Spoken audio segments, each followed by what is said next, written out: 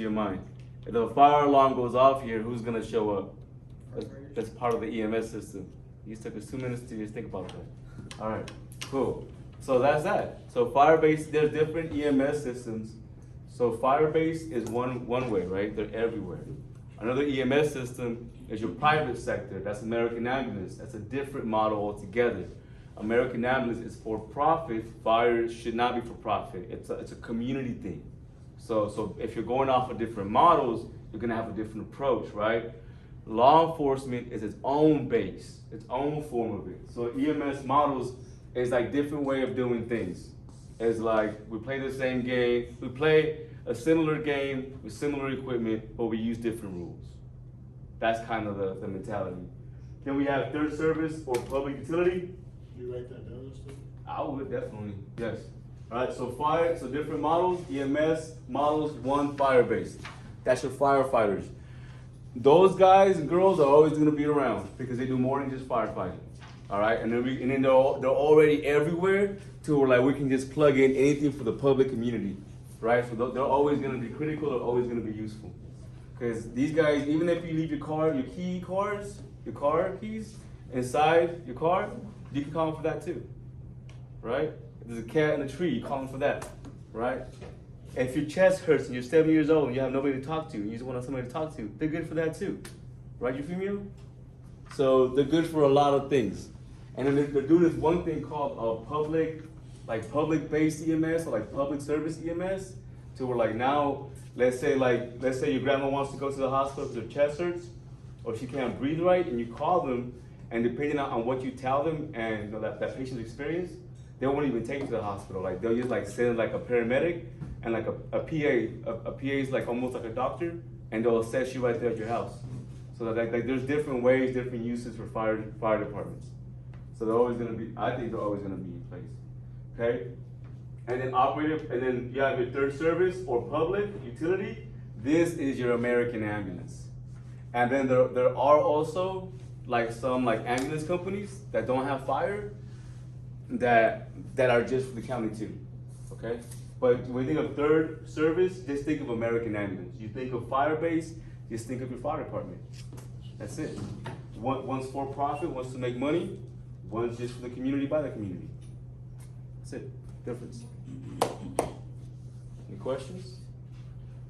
Give you guys some time. And there we go. So obviously this was gonna be set for fire. That was gonna be set for any trauma or any other situations. But go back real quick, like 10 seconds. Exactly. Okay. So let me rephrase that because they actually put a second one. So let's do this. So EMS models, we got Firebase, fire department. Third service or public utility, that's when you have only ambulances, but it's by the community. So it's not for profit. So it's ambulance, not for profit. So it's ambulance by the community, for the community. So almost the same thing, just no fire. And then your other models, hospital-based, what do you guys think? That means that the ambulance leaves from the hospital. That's all that means. That means that for some reason, this hospital has its own ambulance. That's all that means. I think you see this product where it's like really, really rural. Like you have like this one little town that's kind of a decent size out in the middle of nowhere, and there's no other town for like maybe 3-4 miles. That maybe you'll see something like this, okay? And then your private EMS, that's strictly for profit. That is your American Ambulance, all right? For the most part. All right, so EMS Alliance delivery model, oh, that typically involves partnership. Blah, blah, blah. We don't care about that fluff. All right, if you care about getting your certification, maybe getting a cool job, write this down. Scope of practice. Scope of practice. That is what you're trained to do. That is all you can do given this license. That's all you can do. All right, that is all you're trained to do. Therefore, that is all you can do legally. If you do anything out of that when you're working under your license, you can lose your job. So let's say that Kamar is working as an EMT. So EMTs can't do injections. But one day, he happens to have a kid that was left over by somebody, but he knows how to give injections because he's doing it in school and he's the best one. And he's like, you know what, I'm just gonna do it because this guy's gonna die, or do an IV. He happens to have the equipment. If he does it, even if it's successful, he can lose his job because even though he knows he can do it, even though he's done it in class and probably done it to his buddy to practice, legally he wasn't trained to do that. He never got the license for that because he's being trained right now. Okay, so you can only do what you're licensed to do. So scope of practice identifies duties and skills EMS providers is legally allowed to perform. Cool. I'll give you guys a few seconds and then we'll see copy. Any questions, Nate? No. No? Good. Just so you guys know, like these first few chapters are what I call drive. Because they're like the administration stuff, like the well-being, the paperwork. Like the first few chapters are dry and kind of boring for someone like me. So if you're someone like me, it might be a little boring. But after like chapter 4, we get into like the good stuff, like the anatomy, physiology, like the sicknesses, how the body's working, when it's good, how it's working when there's something bad in it, all that stuff. So just bear with me. It might be a little dry, but you know, try to make it fun. You guys, all right. Let's keep going. So activating the EMS system, obviously call 911. That's when it first starts.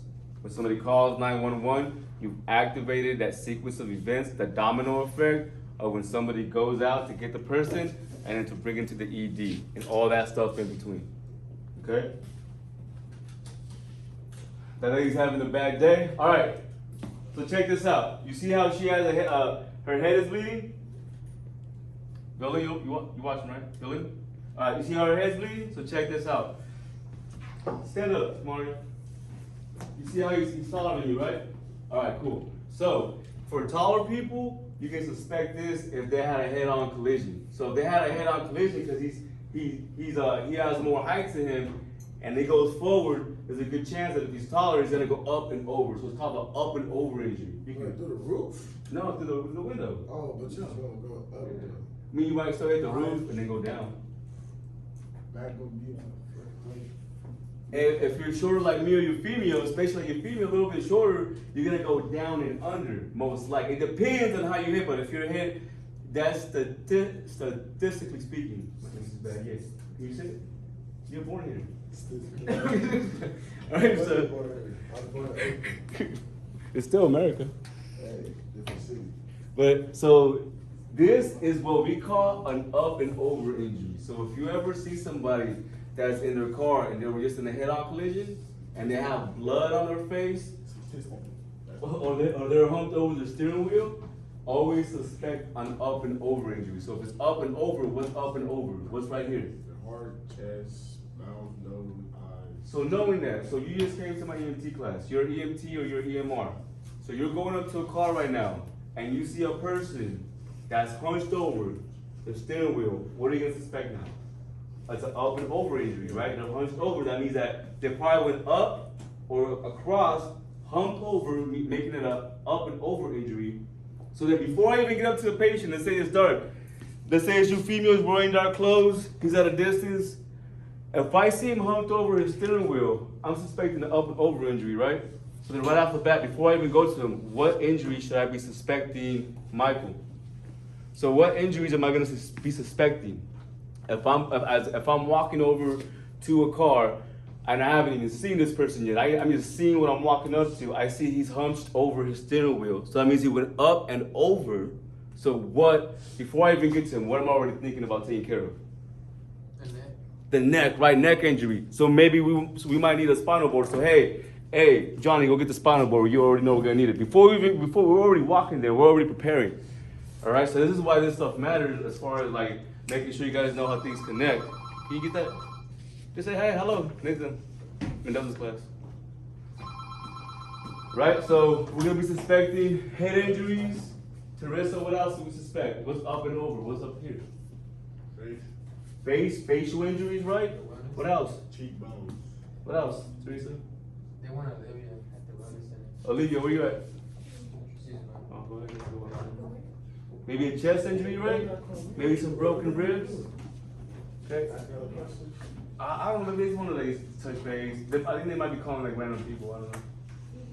It's literally right here next to it. All right. So write this down. In a head-on collision, the bones that break most often are ribs, 4 through 8. I'm gonna write this down. What? So, head-on collision. Head-on collision. So, talking about car accident, right? Car accident. Ribs. So those delicious things you guys eat, the Outback, we got them too. All right. Ribs, 4 through 8, broken most often on patients. So that's something else you have to suspect, right? And it makes sense because when you guys get to know the anatomy, if I get to like get a skeleton in here, you guys will see that your ribs, when they start off like this at an angle, they go down and they kind of come back. So ribs 4 through 8 are the ones that are protruding out the most. So when you hit the steering wheel or you go up and over, like that's what's popping out. Okay? Even if you have muscle, you're not gonna see it, but it's skeletally, like your skeleton, that's what's popping out. Okay? Alright, so up and over.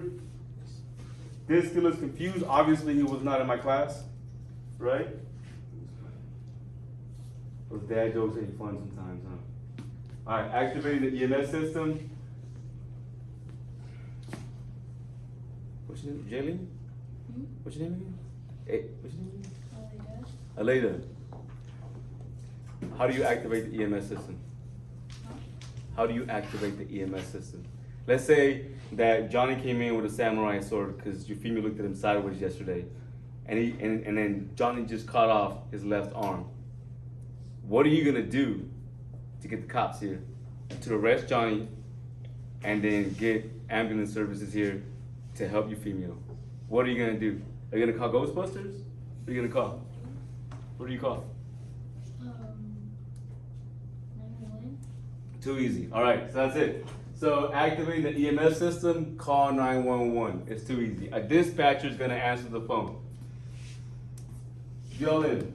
Be lying. A dispatcher, when she calls because Johnny chopped off his arm, a dispatcher will answer. What do you think that dispatcher is gonna do for you? What, I think they're gonna ask you questions like what happened, right? Why do you guys think those questions matter?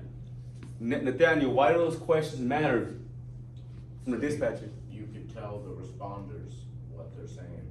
Exactly, you can tell them what happened. Based off of what happened, they're going to decide who's the best individual to send. Do I need law enforcement for Johnny?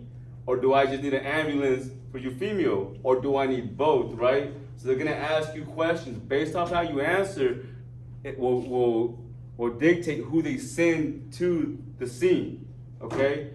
Besides that, Nathan, after you're done swiping left or right, that's your business, but after you're done doing that, what else can a dispatcher do for you?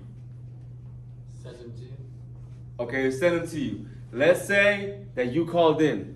Let's say that Michael went into cardiac arrest because Chriselle said some crazy stuff to him. He's like, what? And he went to cardiac arrest. He couldn't handle it. He couldn't take it. All right? But you don't know how to do CPR, but you want to help. Do you think that dispatch is trained to walk you on walk you through how to save his life? Yeah. They are actually. That's more of a newer thing. So if you guys ever need help, you guys don't know what to do, don't just call 911 if there's nobody else to help. They can actually walk you through how to stop bleeding. They can walk you through CPR. Wait, while a patient is already like. Yeah, hang up on your girlfriend, man. No, that's not her. Okay. But you can walk through like somebody else trying to help you while a patient is for her. Just how I walked you when you were doing it and confused and almost peeing on yourself over here. You were like, oh. No, it's okay, Kamar. I'm just messing with you. Just like that. Just like that. If you take too much time, the patient gonna be dead. Well, then that's on you. That's on you and Jesus. Dispatch is gonna do her job or his job. The person's dying. They're doing their job, and then that's on you and your capability. But if you took this class, you'll probably be on it. You know. Okay. Any questions? How much time do we got? A minute. A minute. All right. We'll finish off with this lady. That's it. What's her name? I don't know. Wendy?